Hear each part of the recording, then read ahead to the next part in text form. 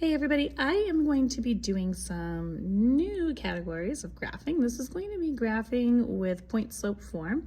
So when we're looking with point slope form, our slope is always right here in front of the parentheses, right after the equal sign. So that's your slope. So that's how you move around on your graph. And then we look at our point. So our point is always x minus the number and then y minus the number. Now the tricky thing with this is when you have minus a negative number, it's really a positive number. So when I'm looking at this x plus 2, it's really a negative 2 for the coordinate. So it's in the point slope, you always want to think about the opposite of whatever is in the set of parentheses or right after the variable that you're looking for.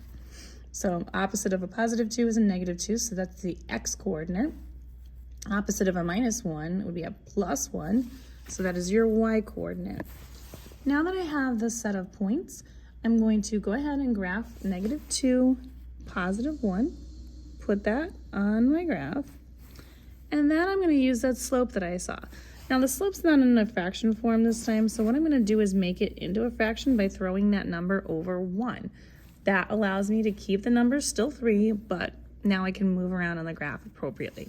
I'm going to go up 1, 2, 3 over 1 and put a dot. Up 1, 2, 3 over 1, put a dot. I'm going to fly off that graph if I continue that way. I'm going to go back to the original point. 1, 2, 3 over left 1. That still continues that graph. 1, 2, 3 over 1 this way, continues that graph.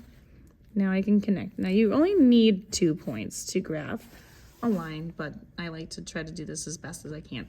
That is a terrible line, but as you know, I'm just using one hand and a ruler, no ruler. So if you'd like more questions like this, find them on my YouTube channel, You Want Algebra. Check these out under the point slope form on my new playlist.